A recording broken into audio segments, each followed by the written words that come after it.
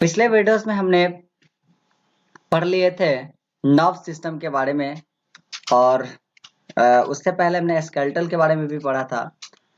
तो आज हम लोग पढ़ेंगे इस वीडियोस में सेंस ऑर्गन के बारे में। तो चलिए स्टार्ट करते हैं सेंस ऑर्गन से। ठीक है, सबसे पहला सेंस ऑर्गन का काम क्या है? तो sense organ connect us to the world outside. ये हमारे पूरे वर्ल्ड आउटसाइड से कनेक्ट करता है, जितने भी वर्ल्ड है उन सबसे कनेक्ट करता है। We have 5 sense organ. हमारे पास 5 सेंस ऑर्गन होते हैं। आंख मतलब कि eyes, ears, nose, tongue and skin. We have 5 sense organ. हमारे पास 5 sense organ, eyes, ear, nose, tongue and skin. ये तो बचपन से हम पढ़ते आ रहे हैं कि 5 सेंस ऑर्गन होते हैं। ठीक है ना। तो हम यहाँ पे पढ़ेंगे कि इस बार की अलग अलग सेंस ऑर्गन के, हर एक सेंस ऑर्गन के अलग अलग फंक्शंस होती है। तो हम हर एक सेंस ऑर्गन के अलग अलग फंक्शंस के बारे में पढ़ेंगे। सबसे पहला चीज हमारा स्टार्ट होता है आई। ठीक है, तो आई से हम स्टार्ट करते हैं और हम बात करते हैं आई की। तो eye is a very important sense organ. Eye तो एक बहुत ही इंपॉर्टेंट सेंस ऑर्गन होती है। ठीक है ना। The different part of the eye are, eye के जो डिफरेंट डिफरेंट पार्ट्स है यहाँ पे मैं आपको बता देता हूँ। ठीक है, सबसे पहला चीज आई लिड होता है। It covers our eye when we sleep और ब्लिंक आवर आईज। जब हम लोग आंख को स्लीप करते हैं, आई लिड जो ऊपर वाला पोर्शन होता है ना, जो जब हम लोग आंख बंद करते हैं तो आंख बंद करने के बाद जो आई लिड होता है ना ऊपर, जिस चीज से क्लोज होता है आंख, ठीक है ना, तो हमारा आई लिड होता है। तो आई लिड से हमारा आंख सबसे पहले क्लोज होता है। ठीक है, तो आई लिड का काम क्या? हमारे आंख को कवर करना। कब? जब मान लेते हैं कि एकदम आंधी तूफान चल रहा हो, धूल आ रहा हो, तो वहां पर भी हम लोग आईलिड क्लोज करते हैं ताकि हम अपनी आंख को बचा सके। ठीक है ना, डस्ट वगैरह से। और या फिर जब हम अपने आंख को ब्लिंक करते तो भी वो ऊपर नीचे होते रहता आईलिड हमारा। ठीक है, दूसरा होता है हमारा आई लैसेस। आई लैसेस क्या होता है? They protect our eye from the dust. Eye lashes भी हमारे आंख को क्या करता है? डस्ट वगैरह से क्या करता है? प्रोटेक्ट करता है। ठीक है ना, आईलिड्स और आई लैसेस दोनों मिलकर हमारे आई को डस्ट से प्रोटेक्ट करते हैं। ठीक है, उसके बाद आपका पोर्शन आता है पुपिल का। पुपिल जो होता है एक ब्लैक सर्कल होता है। It lets light go into the our eyes. ये एक ब्लैक सर्कल कहूं, मैं इसे ब्लैक होल कहूं। ठीक है ना, एक छोटा सा होल होता है हमारे आंखों में। ठीक है ना, पुपिल, इसीलिए वो ब्लैक कलर का होता है बेसिकली। ठीक है ना, वो ब्लैक दिखता है क्योंकि वो बिल्कुल होल होता है, खाली जगह होता है, और इसके वजह से वो ब्लैक दिखता है। आप अपनी आंखों में देखोगे तो बिल्कुल सेंटर में एक ब्लैक रीजन दिखेगा। ठीक है ना, दैट ब्लैक रीजन आप मतलब ये साइड पोर्शन है, ये आंख का साइड पोर्शन बनाया गया है। फ्रंट से, सामने से देखते हैं, मतलब इधर हम अपना मुंह बना करके देखते हैं तो ये चीज दिखता है। यहाँ पे देखते हैं ये चीज, तो ये वाला पोर्शन जो हम लोग देखते हैं सामने से, तो सामने वाला ये वाला पोर्शन हमको ब्लैक दिखता है। ठीक है ना, एक मिनट, ये वाला पोर्शन हम जब सामने से देखते हैं ना, तो ये वाला पोर्शन हमें क्या दिखता है? ब्लैक दिखता है। ठीक है, तो हम उसी पोर्शन की बात कर रहे हैं कि ये जो पोर्शन होगा हमारा ना, ये पोर्शन बिल्कुल और बिल्कुल आपको दिखेगा black, and that portion is called the pupil. यहीं से लाइट हमारी आंखों में क्या करता है? इंटर करता है। ठीक है, अब आइरिस क्या होता है भाई? तो iris is the coloured part around the pupil. अब पुपिल के अगल बगल कलर्ड पार्ट होता है, that coloured part is the iris. ठीक है ना, कलर्ड पार्ट का मतलब होता है कि किसी का आइरिस होता है ब्राउन होता है, किसी का आइरिस ब्लैक होता है, एंड किसी का जो आइरिस होता है वो आपके मतलब ब्लू कलर का भी हो जाता है। किसी किसी का आंख देखिएगा आइरिस। तो वो जो आपका पुपिल है, पुपिल के बगल वाला जो ये पार्ट है, this part is called the iris. ये वाला जो पोर्शन आपका पुपिल के बगल वाला पोर्शन। ठीक है ना, हालांकि ये जो डायग्राम है थोड़ा सा अजीब टाइप का डायग्राम बनाया गया है। ठीक है ना, सॉरी, ये वाला जो पोर्शन तो आपका सिलेरी मसल वाला पोर्शन मैंने यहाँ पे ये कर दिया है। ठीक है, तो इसे थोड़ा सा मैं रिमूव करता हूँ। ये वाला जो पोर्शन कलर्ड पार्ट देख रहे हो ना, ये कलर्ड पार्ट, ये कलर्ड पार्ट आपका क्या कहलाता है? आपका आइरिस कहलाता है। ठीक है, ये जो ब्लू कलर का कलर्ड पार्ट देखे थे, ये कलर्ड पार्ट आपका क्या कहलाता है? आइरिस कहलाता है। क्लियर? उसके बाद हम बात करते हैं कॉर्निया की।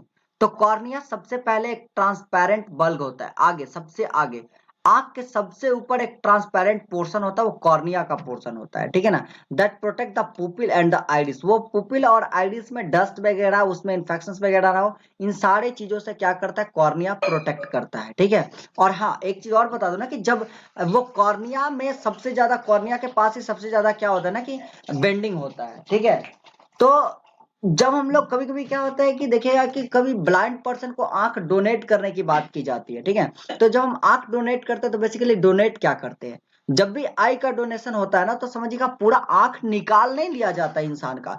ये बस और सिर्फ सिर्फ और सिर्फ ये आगे जो ट्रांसपेरेंट पोर्शन होता है ना, इसी कॉर्निया वाले ट्रांसपेरेंट पोर्शन को निकाला जाता है, और कुछ नहीं निकाला जाता है। बाकी सारा का सारा आंख जैसा है वैसा ही रहता है, सिर्फ और सिर्फ उसके कॉर्निया को निकाल करके दूसरे के मतलब आंखों में लगा दिया जाता है, और फिर उसका आंख ठीक हो जाता है। ठीक है, तो यही ट्रांसपेरेंट पोर्शन आपका कॉर्निया कहलाता है, सबसे फ्रंट पोर्शन। फिर हम बात करते हैं रेटिना की। तो retina is the back of the eye where the image are formed. Retina आंख का सबसे पिछला पोर्शन होता है, ये वाला पोर्शन जो आप देख रहे हो, this portion is called the retina, ठीक है ना।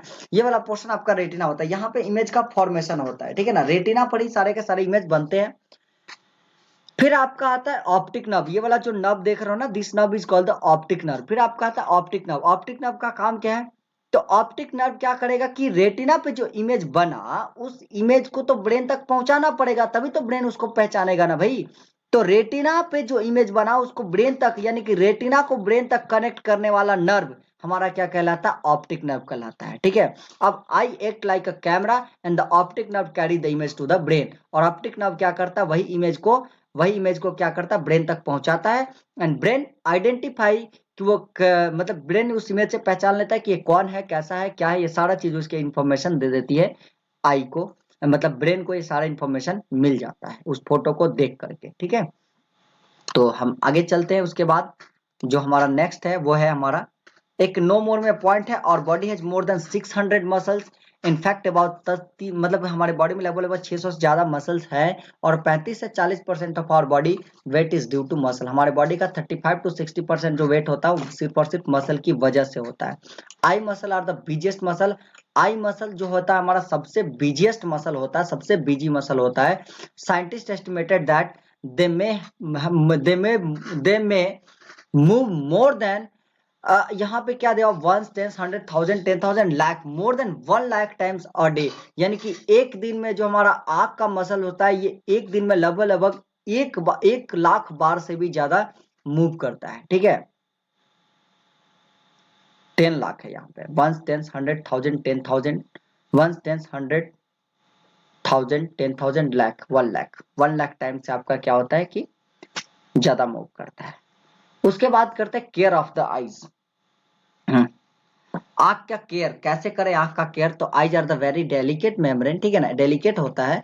And we must take proper care of our eye. तो हमारे आंख का प्रॉपर केयर करना पड़ता है। तो सबसे पहले क्या करना पड़ता है? तो wash your eyes by splashing water on them, ठीक है ना। तो हमको आंख के केयर करने के लिए सबसे पहला तो काम ये करना होता है कि हमारी आंखों को धोना होता है, ठीक है, आंखों को धोना होता है। तो हमारे आंखों को धोना चाहिए हमेशा by splashing water over them, उस पर पानी को मार करके, छिट्टा मार करके धोते रहना चाहिए। Make sure that when you are reading there is a proper light. जब भी आप रीड कर रहे हो कुछ भी चीज, वहां पे प्रॉपर लाइट है। Do not read in a dim light.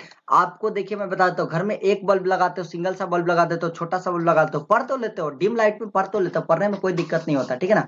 लेकिन आपका बाद में वो आंख को बहुत ही इफेक्ट पहुंचाता है, ठीक है। तो इसलिए कभी भी याद रखिएगा कि जब भी आप पढ़ाई करो तो हमेशा अच्छे लाइट में पढ़ाई करो। और अगर जरूरत पड़े तो घर में एक ट्यूबलाइट के लाइट में पढ़ाई करो, मैं कहूंगा, क्योंकि ट्यूबलाइट के लिए एक छोटे से बल्ब से बेहतर है कि आप एक ट्यूबलाइट लगा करके पढ़ाई करो, ठीक है, क्योंकि ट्यूबलाइट का रोशनी थोड़ा सा ज्यादा होता है, ठीक है। नेक्स्ट जो है हमारा आगे है ये maintain the proper distance between और आई टू एंड द बुक। आई और बुक के बीच में प्रॉपर डिस्टेंस मेंटेन किया जाना चाहिए, हमेशा मेंटेन करो। यही नहीं, अगर आप कंप्यूटर वगैरह चला रहे हो, मोबाइल वगैरह चला रहे हो, तो मोबाइल से भी और अपने आंखों का प्रॉपर डिस्टेंस मेंटेन करो, ठीक है ना। प्रॉपर डिस्टेंस मेंटेन करके यूज किया करो। Also make sure that you sit in the right posture while reading and writing. हमेशा याद रहे कि जब भी रीड कर रहे हैं या राइट कर रहे हैं तो हमें एक राइट पोस्चर में बैठना चाहिए, ताकि हमारी आंखों से सारा चीज क्लियरली विजुअल हो, हमारी आंखों को उतना ज्यादा जोर न लगा करके देखना पड़े। Do not watch to much of television. ज्यादा टीवी या मोबाइल का इस्तेमाल नहीं करना चाहिए, ज्यादा टीवी और मोबाइल पे कंसंट्रेट होकर के नहीं देखना चाहिए। But whenever you watch to keep a distance for 6 feet from the television. लेकिन ज्यादा नहीं देखना चाहिए। लेकिन अगर कम भी देख रहे हो या नहीं भी देख रहे हो, अगर आप थोड़ा सा भी टीवी देख रहे हो, तो एक डिस्टेंस को हमेशा मेंटेन रखना, वो होता है 6 फीट। लगभग 6 फीट का डिस्टेंस टीवी और तुम्हारे बीच लगभग 6 फीट का डिस्टेंस होना चाहिए। और अगर 6 फीट का डिस्टेंस, जैसे लैपटॉप यूज करते हैं, मोबाइल यूज करते हैं, दिन भर काम रहता है, तो फिर आपको यहाँ पे कंप्यूटर ग्लास लगाना पड़ता है। एक चश्मा ले लो, वो कंप्यूटर ग्लास होता है, तो उस तरीके का ग्लास लगा करके हम लोग अपने आंख को प्रोटेक्ट करते हैं। Too much of playing computer games also harmful to our eyes. यही चीज बोला कि कंप्यूटर गेम्स या मोबाइल गेम्स ज्यादातर खेलते हो, पबजी वगैरह पे टाइम वेस्ट करते हो, ठीक है, ये हमारे आई के लिए बहुत ही हार्मफुल होता है, ठीक है। आज नहीं तो कल आपको वहां पे हार्म होना ही होना है। Make sure never to use someone else towel if he was he has the eye infection. अगर किसी को आंख का इन्फेक्शन है, याद रहे अगर किसी भी इंसान को घर में आंख का इन्फेक्शन है तो उसका टॉवेल इस्तेमाल नहीं करो। मैं तो कहूंगा कि आंख का इन्फेक्शन क्या, वैसे भी घर में हर एक इंसान के अलग अलग टॉवेल होना चाहिए, हर एक इंसान का अलग अलग तौलिया होनी चाहिए, ठीक है।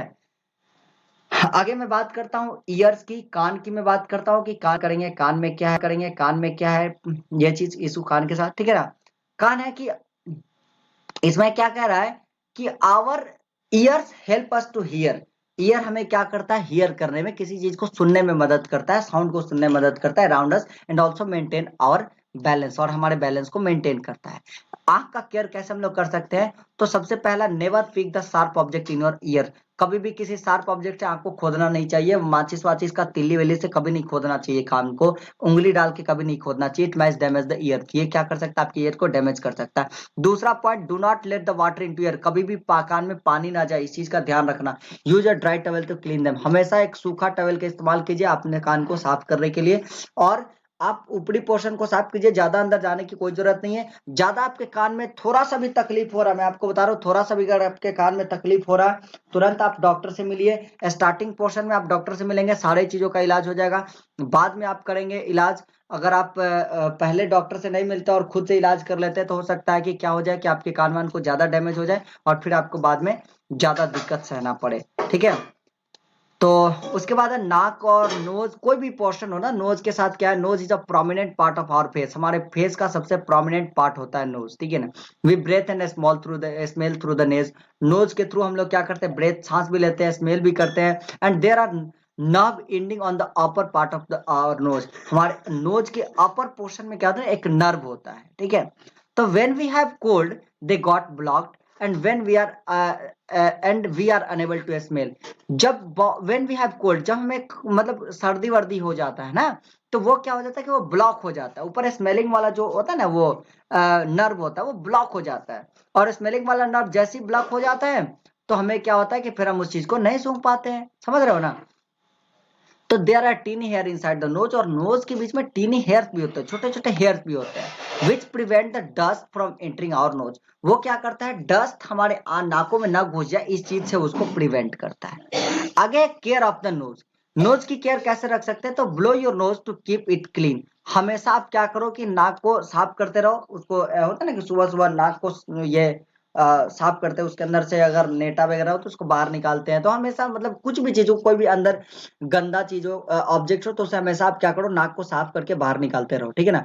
Do not put sharp object in your eyes, हाँ ये मत करो कि हाथ नाक में उंगली डाल करके उसको साफ कर दे, नहीं, ब्लो करना है सिर्फ और सिर्फ, एक तरफ दबा हुआ दूसरी तरफ से अंदर अंदर से हवा बाहर की तरफ छोड़ना, अपने आप सारा चीज बाहर निकल जाएगा, ठीक है ना। Do not put sharp object in our nose, कभी भी अपने नोज में शार्प ऑब्जेक्ट को नहीं रखो, कभी भी नहीं। And do not do some breathing exercise, और हो सके तो हमेशा कुछ कुछ ब्रेथिंग एक्सरसाइज करनी चाहिए, जैसे रामदेव बाबा बताते हैं ना, तो रामदेव बाबा की कुछ कुछ एक्सरसाइजेज करना स्टार्ट करो, ठीक है। आगे है हमारा टंग, जीभ। Do the tongue enable us to taste the food and help us to speak, tongue क्या करता है, दो चीज में काम करता है, सबसे पहला तो फूड को टेस्ट करने में भी काम करता है और दूसरा बोलने में भी काम करता है, ठीक है ना। तो there are tiny sensory structure of our tongue that is called the taste bud, हमारे टंग में एक छोटा सा स्ट्रक्चर होता है, वो होता है हमारा taste bud, which help us to distinguish the different taste, जो कि हमारे डिफरेंट डिफरेंट अलग अलग जो हम लोग टेस्ट लेते हैं ना, तो अलग अलग टेस्ट में को डिफरेंस करता है, जैसे स्वीट, सॉर, सॉल्टी, बिटर, इन सारे चीजों को क्या करता है, वो डिस्टिंग्विश करता है। टंग को केयर करने के लिए आप क्या कर सकते हो कि clean your tongue with a tongue cleaner when you brush your teeth, जब भी आप ब्रश कर रहे हो तो ब्रश के साथ साथ हमेशा टंग क्लीनर का इस्तेमाल कीजिए, और टंग क्लीनर से आप अपने टंग को साफ करो रेगुलरली, ठीक है। उसके बाद है आपका टंग को साफ करने के बाद स्किन की मैं बात करता हूं, तो our outermost covering and the largest organ of our body is skin, हमारा तो आउटर मोस्ट कवरिंग और सबसे लार्जेस्ट पोर्शन हमारे बॉडी का क्या होता है, स्किन ही होता है, समझ रहे हो ना, सबसे लार्जेस्ट पोर्शन बॉडी का क्या होता है, स्किन ही होता है। There are tiny pores on the surface of the skin, हमारी स्किन के सरफेस पे छोटे छोटे पोर्स होते हैं जो कि हमारे बॉडी वेस्ट को बाहर भी निकालते हैं, जैसे कि एज अ स्वीट, मतलब कि स्वीट के फॉर्म में क्या होता है, बॉडी वेस्ट हमारे स्किन के थ्रू बाहर भी निकलता है, तो स्किन हमारे लिए बहुत इंपॉर्टेंट ऑर्गन है। स्किन प्रोटेक्ट और इंटरनल ऑर्गन, स्किन ही हमारे इंटरनल ऑर्गन को प्रोटेक्ट करता है, क्योंकि सारा चीज को पहले ये झेलता है और यहीं से वो बाहर चला जाता है। It help us to feel the heat, ये हीट को फील करने में, कोल्ड को फील करने में, पेन को फील करने में, सबको फील करने में क्या करता है, मदद करता है। सब चीज को हम फील कर पाते स्किन की वजह से। ठीक है, care of the skin, skin के केयर कैसे कर सकते हैं हम लोग, तो यहाँ पे कह रहा है क्या कि टेक बाथ रेगुलरली। सबसे पहले तो हमेशा रोज और रोज नहाना चाहिए, रोज नहाना चाहिए with soap and clean water. हमेशा साबुन और साफ पानी से रोज नहाना चाहिए इंसान को, to remove the dirt from the body, हमारे बॉडी से, ताकि डर्ट को रिमूव किया जा सके। वियर क्लीन क्लॉथेस, हमेशा याद रखें कपड़ा फटा हुआ होना चाहिए लेकिन कपड़ा साफ होना चाहिए। समझ रहे हो ना, कपड़ा फटा होना चाहिए लेकिन कपड़ा साफ होना चाहिए। हमेशा कपड़ा साफ कपड़ा पहनो। Wear dark colour cloth in the winter and light colour cloth in the summer, हमेशा याद रहे कि विंटर में, ठंडा के दिनों में डार्क कलर क्लॉथ पहनना चाहिए, ठंडा के दिनों में डार्क कलर क्लॉथ पहनना चाहिए। डार्क कलर का मतलब हो गया कि आप ब्लैक कलर का क्लॉथ पहन सकते हो और आप डार्क ब्लू कलर का क्लॉथ पहन सकते हो। ठीक है ना, वही चीज अगर गर्मी के दिनों में बात करो तो वहां पे लाइट कलर की क्लॉथ पहननी चाहिए। वो लाइट कलर की क्लॉथ की क्या होती है, व्हाइट कलर का क्लॉथ आप पहन सकते हो लाइट कलर में। ठीक है ना, आप क्या कर सकते हो कि मतलब होता है ना कि व्हाइट में ही बहुत सारा आता है शेडिंग, पिंक का शेडिंग आता है, तो इस टाइप के क्लॉथ्स आप पहन सकते हो। और उसके बाद use an antiseptic cream if there is a cut और a scratch on the skin, जहां भी अगर स्किन पे कट या स्क्रैचेस आ जाते हैं तुरंत एंटीसेप्टिक क्रीम लगाइए और उसे तुरंत ठीक कीजिए। ठीक है, तो यहाँ पे आपका चैप्टर खत्म हो जाता है।